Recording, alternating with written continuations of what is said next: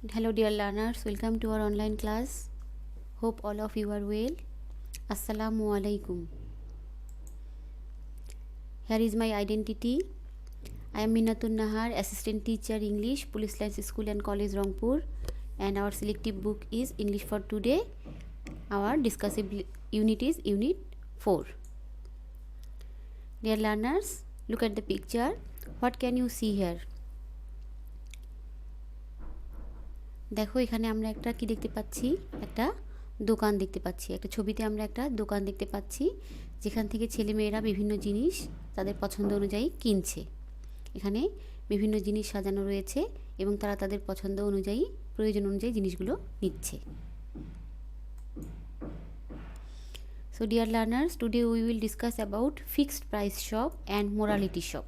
Fixed price shop and morality shop. Fixed price মানে হচ্ছে নির্ধারিত মূল্যের দোকান, আর মোরালিটি শপ হচ্ছে নৈতিকতার দোকান। Lesson 4 and 5. Learning outcomes. After we have studied this unit, we will be able to ask and answer questions, read and understand text, read, recite and understand poems, participate in dialogues and conversation, talk about people, places and events, read and write letters, write paragraphs and short compositions. Dear learners, here are some vocabularies. এখানে কতগুলো vocabulary দেওয়া আছে। ভোকাবুলারিগুলো তোমরা ইচ্ছে করলে word মিনিংগুলো লিখে নিতে পারো। বার্গেইন, এটা হচ্ছে নাউন অথবা ভার্ব। বার্গেইন মানে হচ্ছে দর ঠিক করা, দর কষাকষি করা। To try to buy something in cheap, কোনো কিছু আমরা সুলভ মূল্যে কম দামে কিনতে চাই, সেটাকে বলা হয় বার্গেইন। একটা জিনিসের যে দাম দেওয়া থাকে সেটা থেকে আমরা কিছু কম দাম যে অফার করি দোকানদারকে, সেটাকেই বলা হয় bargain. Haggle verb, haggle verb এটা হচ্ছে দর কষাকষি করা।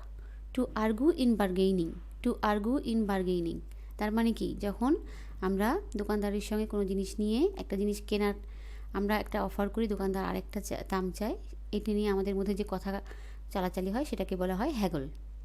Offer, it's verb. অফার মানে হচ্ছে কোনো কিছুর প্রস্তাব করা, propose. Agree on, agree on it's verb, একমত হওয়া, admit. Price tag, price tag হচ্ছে মূল্যের চিরকুট। তোমরা জানো যে আমরা যখন কোনো ফিক্সড প্রাইস দোকানে কোনো কিছু কিনতে যাই তখন ওখানে একটা প্রাইস ট্যাগ দেওয়া থাকে, সেখানে ওই জিনিসটির, প্রোডাক্টটির মূল্য লেখা থাকে। আমাদের যদি সামর্থ্যের মধ্যে হয়, আমরা যদি মনে করি যেটা আমরা কিনতে পারবো, তাহলে আমরা সেটা তখন কিনতে রাজি হই বা কিনে থাকি। Price level, price level. Conscience, it's noun, conscience বিবেক, এথিক্স। প্রিক, খোঁচা দেয়া, প্রিক খোঁচা দেয়া, it's verb, stab.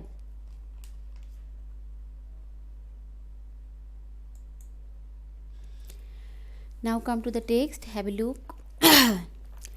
Miss Shahana Huda is talking to the students about a new kind of shop. Begum Shahana Huda কী করছে, ছাত্রছাত্রীদের সঙ্গে একটা নতুন ধরনের দোকান নিয়ে কথা বলছেন। Shahana, you can buy any stationery items here like pens, pencils, notebooks, colored paper, in fact everything you need for writing and drawing. বলছে যে তোমরা যে কোনো ধরনের স্টেশনারি জিনিস, যেমন কলম, পেন্সিল, নোটবুক, তারপর খাতা, রঙিন কাগজ, ইনফ্যাক্ট বস্তুত এভরিথিং ইউ নিড, যা কিছু তোমাদের প্রয়োজন ফর রাইটিং অ্যান্ড ড্রয়িং, তোমাদের লেখার জন্য এবং ছবি আঁকার জন্য যা কিছু প্রয়োজন সব কিছুই তোমরা এখান থেকে কিনতে পারবে। You can also buy some food items like biscuits, buns, bananas, bottles of mineral water and some other necessary things. বলতে তোমরা এখান থেকে কিছু প্রয়োজনীয় সব কিছুই কিনতে পারবে, আরও কিনতে পারবে খাদ্যদ্রব্য যেমন বিস্কিট, পাউরুটি, কলা, তারপর হচ্ছে পানির বোতল এবং কিছু অন্যান্য প্রয়োজনীয় জিনিস। You can also buy your school uniform and other clothes. এখান থেকে তোমরা তোমাদের স্কুলের যে নির্দিষ্ট পোশাক এবং অন্যান্য পোশাকও কিনতে পারবে। There are a number of benefits of this shop, বলছে যে এই দোকানের বেশ একটা সুবিধা রয়েছে। কি সুবিধা? You don't have you don't have to bargain or haggle with the shopkeeper over the price of anything. বলছে যে এই দোকানের একটা সুবিধা রয়েছে, সেটা হচ্ছে তোমাকে দোকানদারের সঙ্গে কোনো জিনিসের দাম নিয়ে দর কষাকষি বা কী করতে হবে না, দর কষাকষি করতে হবে না। Hriday, what is bargain or haggle teacher? বলছে বার্গেইন অথবা হ্যাগল কি? Suppose Shahana, suppose you want to buy a shirt or a dress in a shop in the market. ধরো তুমি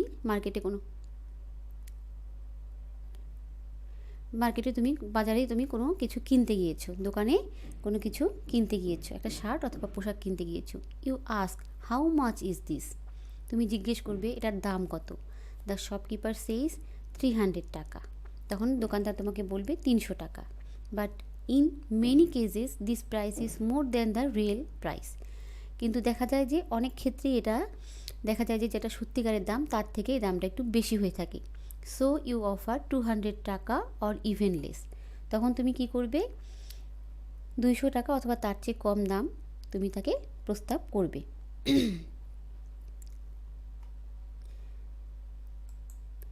the shopkeeper says no, I can't sell it for 200 টাকা। তখন দোকানদার বলবে যে না, আমি 200 টাকা এটা বিক্রি করতে পারবো না। দেন ইউ অফার 225 টাকা and he may still say no, it will be a loss for me. তখন তুমি হয়তো 225 টাকা তাকে দিতে চাইবে। তখন পর্যন্ত দোকানদার না বলবে যে না, এটা আমার জন্য কি হবে, এটা করলে আমার জন্য লোকসান হবে। This process of asking for and offering more and less money is called bargaining or haggling. তাহলে কি? This process of asking for and offering more and less money is called bargaining or haggling. বলছে যে বেশি অথবা কম অর্থের জন্য প্রস্তাব দেওয়ার এই যে পদ্ধতি, আমরা হয়তো কখনো বেশি অফার করছি, আবার কখনো কম অফার করছি, এই ধরনের প্রস্তাবকে বলা হয় দর কষাকষি, দরাদরি করা অথবা দর কষাকষি করা। It goes on until you both buyer and seller agree on a price, say 250 টাকা। In this case this price is acceptable to both of you. বলছে এটা ততক্ষণ পর্যন্ত, এই বার্গেনিং, এই দর কষাকষি ততক্ষণ পর্যন্ত বায়ার অ্যান্ড সেলার, ক্রেতা এবং বিক্রেতার মধ্যে চলতে থাকবে, যতক্ষণ পর্যন্ত তারা একটা নির্দিষ্ট টাকায় অ্যামাউন্টে কী হবে, রাজি হবে। এক্ষেত্রে 250 টাকা ইন দিস কেস, এখানে 250 টাকা তখন কি গ্রহণযোগ্য হবে। This price is acceptable to both of you. এই 250 টাকায় ক্রেতা এবং বিক্রেতা উভয়ই তখন কী হবে, উভয়ের কাছে গ্রহণযোগ্য হবে।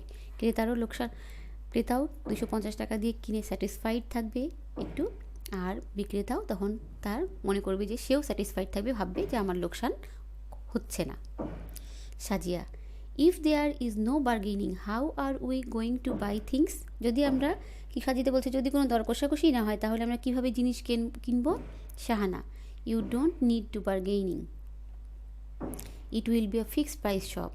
তোমার কখনোই দর কষাকষি করতে প্রয়োজন হবে না, কারণ এটা হবে একটা নির্ধারিত মূল্যের দোকান।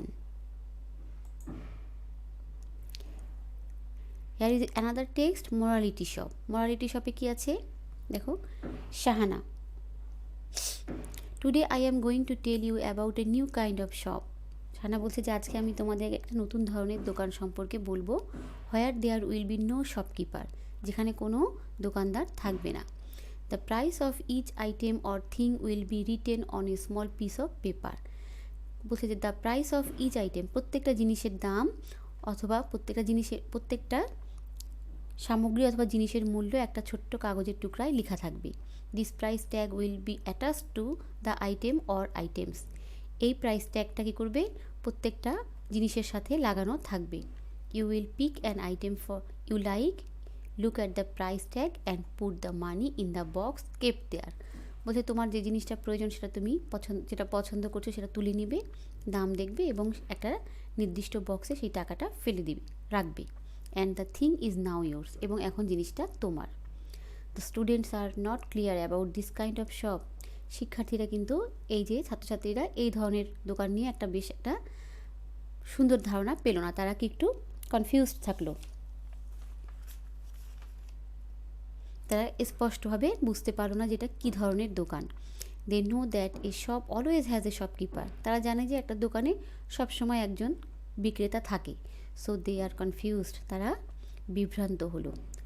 শিলা, in that case someone may take a thing and go away without paying, এক্ষেত্রে কী হতে পারে, কেউ একটা জিনিস নিয়ে চলে যেতে পারে, কোনো টাকা না দিয়ে সে চলে যেতে পারে। Shahana, nobody will do it, কেউ এটা করবে না। If anybody does it will be stealing, কেউ যদি এটা করে থাকে তাহলে সেটা হবে চুরি।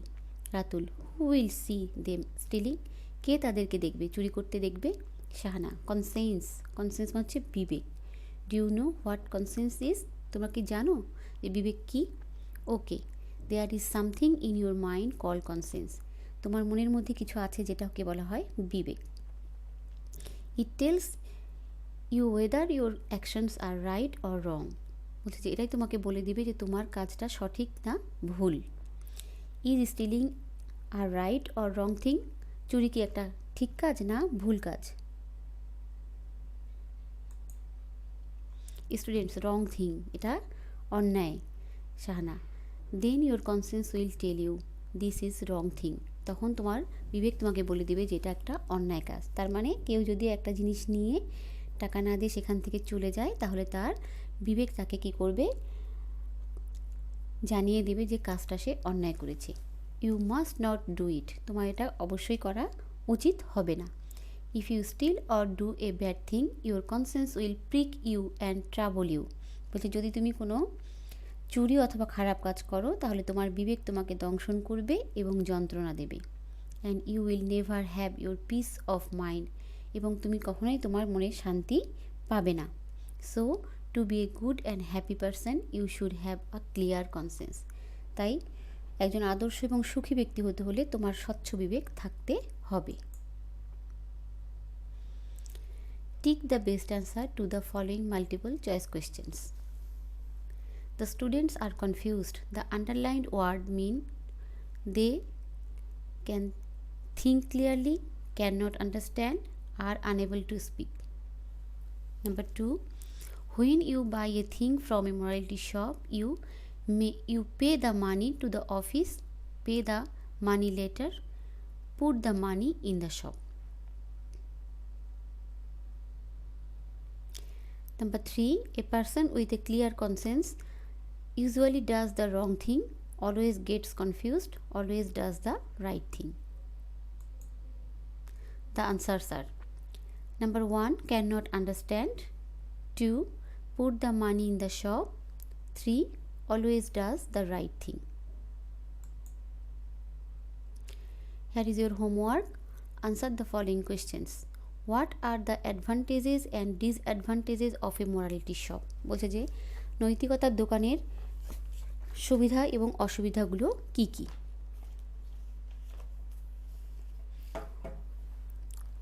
What kind of shop will you prefer? A fixed price shop or a morality shop? Why? তুমি কোন ধরনের দোকানকে পছন্দ করবে? ফিক্সড প্রাইস শপ, নির্ধারিত মূল্যের দোকান, না নৈতিকতার দোকান? কেন? Thanks for today. Be safe and follow the rules of hygiene.